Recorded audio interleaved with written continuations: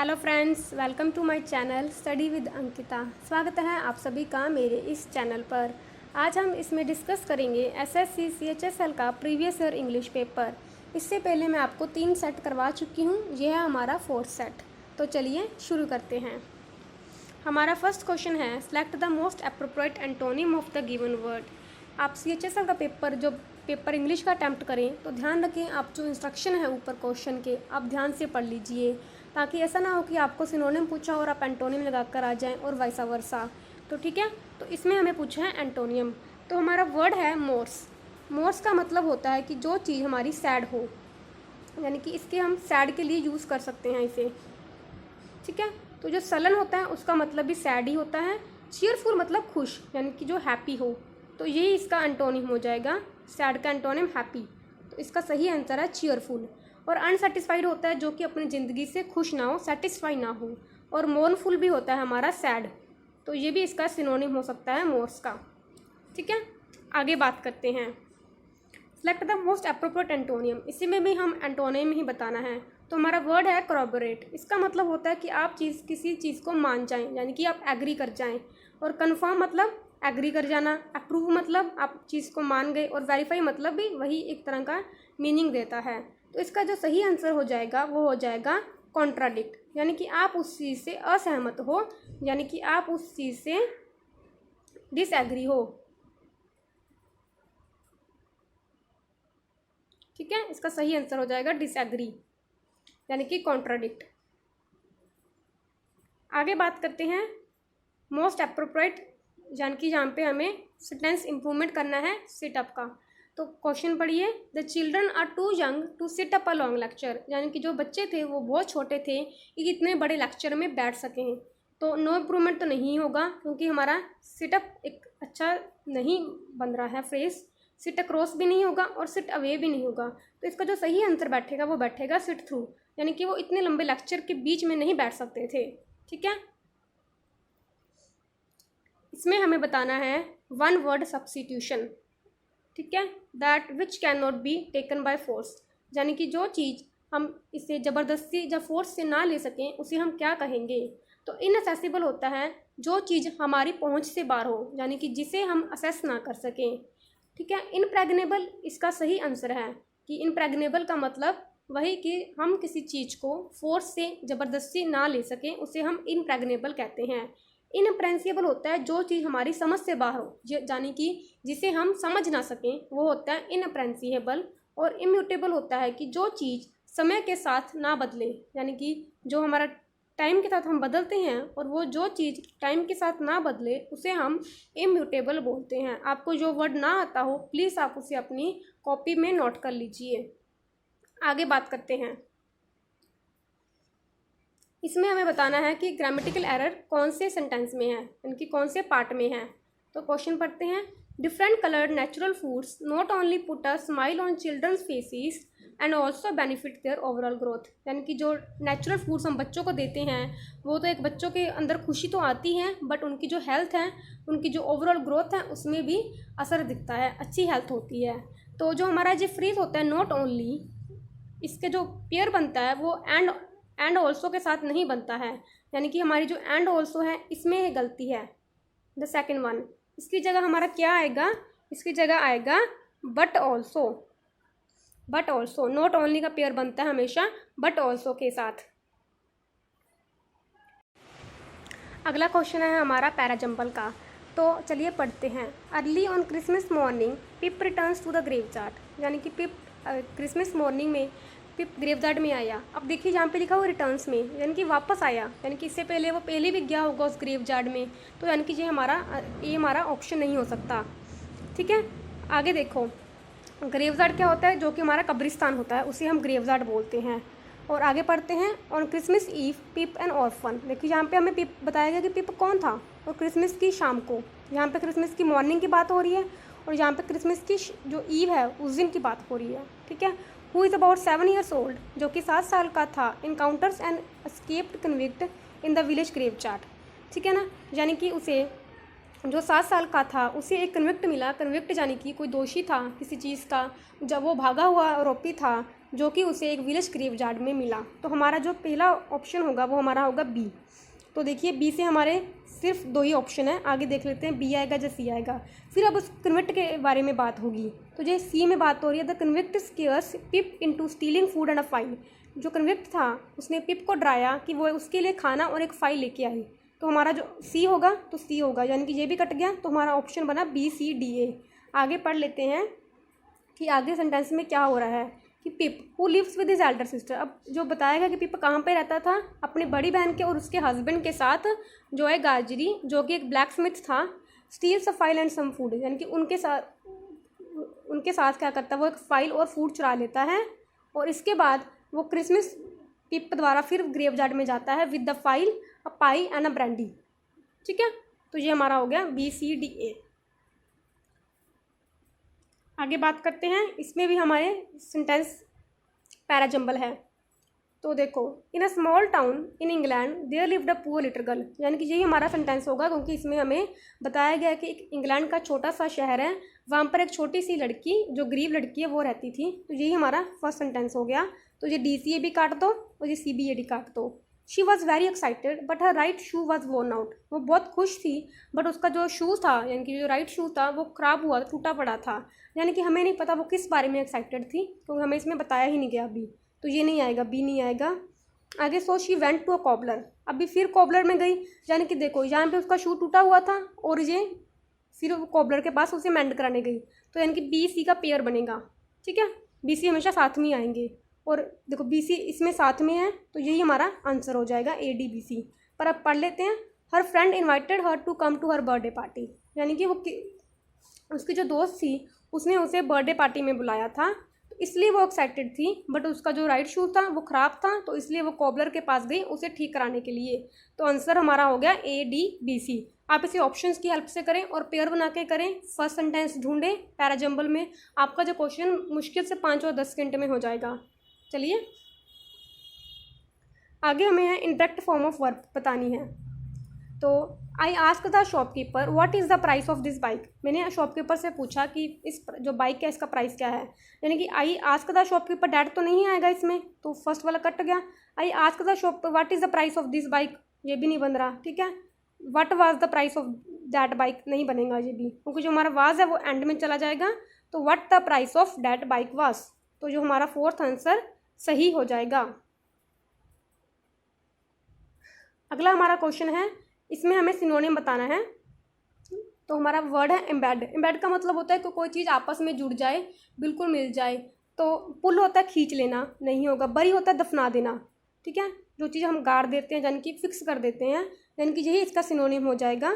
ठीक है, डिगअप होता है दोबारा खोद लेना, राइज उठना। तो हमारा जो सही आंसर हो जाएगा वो हो जाएगा बरी, यानी कि गाड़ देना या उस चीज़ को फिक्स कर देना।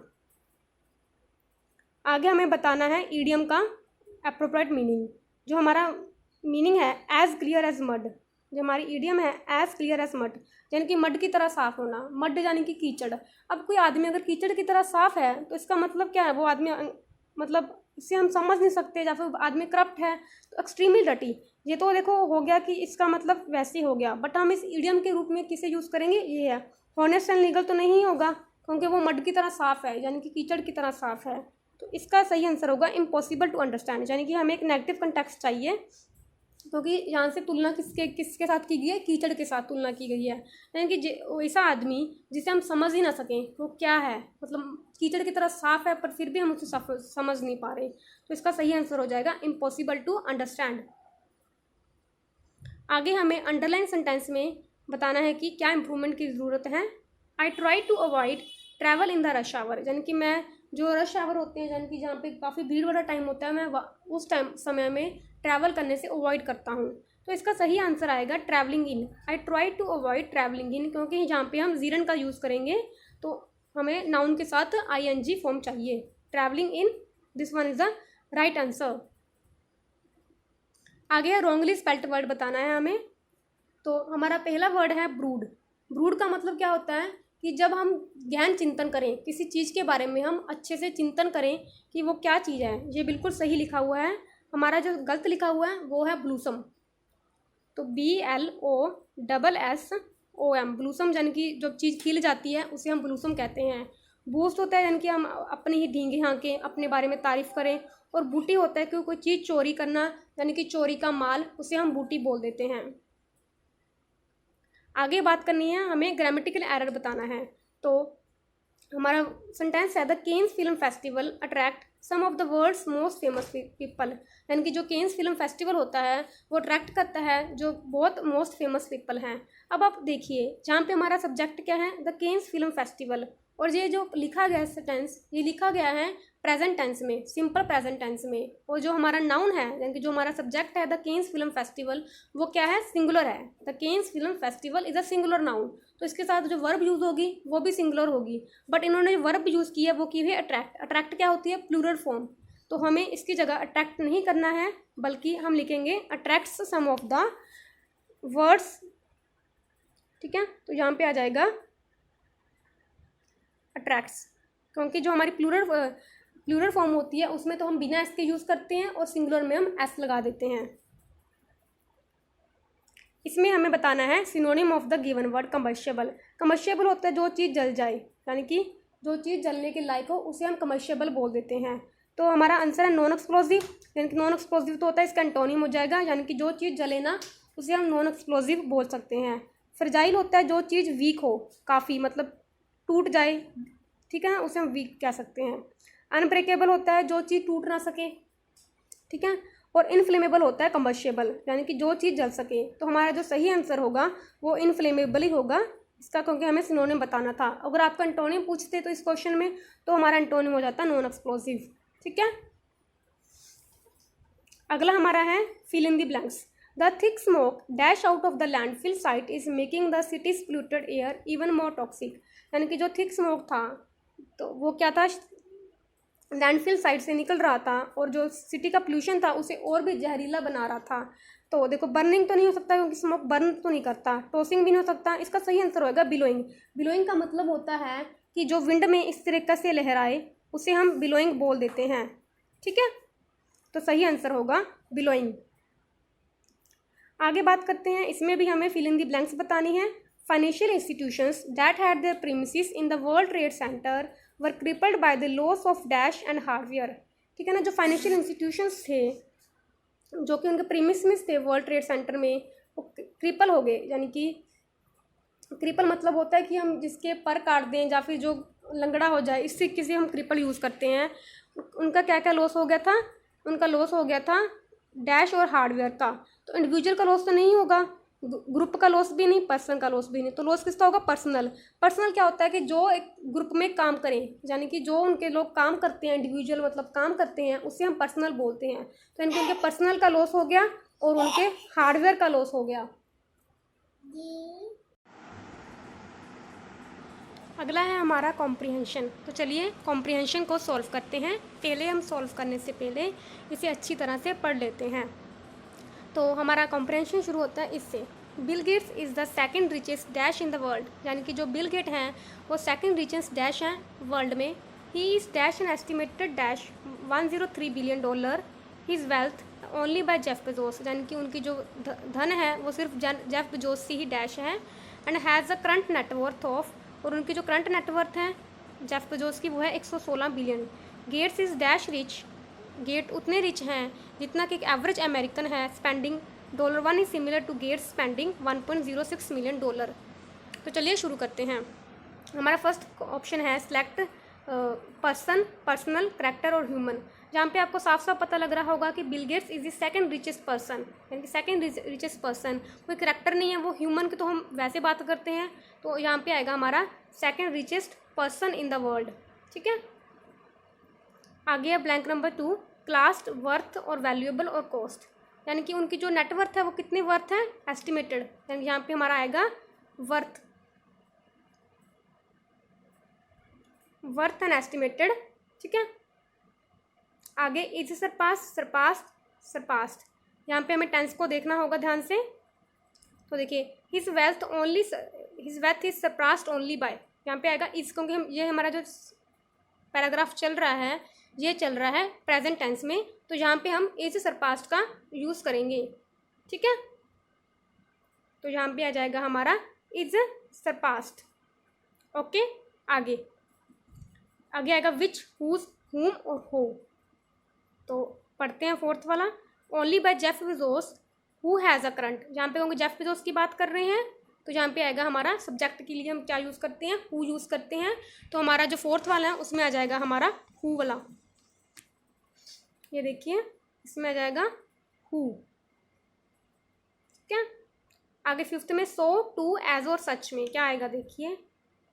तो that Gates is so rich that an average American, यानी कि गेट्स इतने रिच हैं। टू रिच तो हमेशा होता है नेगेटिव कंटेक्स्ट में यूज़ होता है, बट जो सो होता है वो हमारा पॉजिटिव में यूज़ होता है। तो इसका मतलब फिफ्थ में आ जाएगा हमारा सो रिच, सो रिच। ठीक है, आगे बात करते हैं पैसिव फॉर्म की। तो पैसिव फॉर्म है हमारी Bill Gates has given away 27% of his wealth in charity, यानी कि बिल गेट्स ने अपनी जो 27% वेल्थ थी वो चैरिटी में गिवन कर दी। तो जो हमारा 27 बिलियन है उनकी 27% है वो हमारा इधर आ जाएगा पहले। तो यहाँ पे तो बिल गेट्स लिखा हुआ तो ये कट हो गया। तो यहाँ पे देखो हैज़ गिवन है तो क्या बनेगा, हैज़ बीन गिवन। तो आप हैज़ बीन गिवन ढूंढिए कहाँ पे लिखा हुआ है। इसमें हैड बीन है तो this one is wrong also. 27% of his health, यहाँ पे भी हैज़ गिवन आ गया तो ये भी रॉन्ग, यानी कि सही आंसर हमारा हो जाएगा this one. 27% of his wealth has been given away by Bill Gates in charity. Option से कीजिए, बहुत ईजी हो जाएगा। आगे अगला हमारा है ईडियम। ईडियम है हमारा spill the beans. Spill the beans मतलब होता है कि आपने कोई चीज़, यानी कि आपने कोई सीक्रेट था उसे रिवील कर दिया, यानी कि रिवील अ सीक्रेट। इसकी एक और भी ईडियम होती है जिसमें बोलते हैं let the cat out of the bag, यानी कि जो अपनी बिल्ली थी वो अपने अपने बैग से बाहर निकाल दी, यानी कि जो सीक्रेट था वो आपने बाहर निकाल दिया। तो उसका भी मतलब बिल्कुल सेम ही होता है, स्पिल द बीन्स। ठीक है, आगे बात करते हैं अ लार्ज इम्प्रेसिव हाउस, यानी कि कोई लार्ज इम्प्रेसिव हाउस को हम क्या बोलेंगे। तो इसका आंसर सही होता है मैंशन। हम बोलते हैं ना कि इसका मैंशन कितना सुंदर है, यानी कि वो बहुत लार्ज होता है और इम्प्रेसिव होता है। कैबिन तो आप जिसे पता होगा आपको, ऑफिस का कैबिन होता है वो उसे बोल देते हैं। शैक होता है एक तरह की झोंपड़ी टाइप की होती है जो कि मतलब बनाई जाती है। और फोर्ट होता है किला, जो जिसे राजा महाराजा किले वगैरह बनाते थे तो उसे बोलते हैं फोर्ट। तो इसका सही आंसर हो जाएगा मैंशन। आगे select the wrongly spelled word. तो हमारा फर्स्ट वर्ड है इम्फेसिस। इसका मतलब सही होता है कि आप किसी चीज़ को जोर जोर दे के कहें, ये बिल्कुल सही लिखा हुआ है। आगे हमारा एम्पोरियम, ये भी सही लिखा हुआ है। हमारा जो अमीशन है ये हमारा गलत लिखा हुआ है, इसके सही स्पेलिंग होते हैं AEMSSION। ठीक है, तो ये था हमारा आज का सेंटेंस, हमारा पेपर। तो चलिए, आशा करती हूँ आपको ये वीडियो पसंद आई होगी। तो प्लीज़ इसे लाइक करिए, शेयर करिए और subscribe to my channel also. अगर आपको इसकी PDF चाहिए तो this is my Telegram link, you can join me here. Thank you.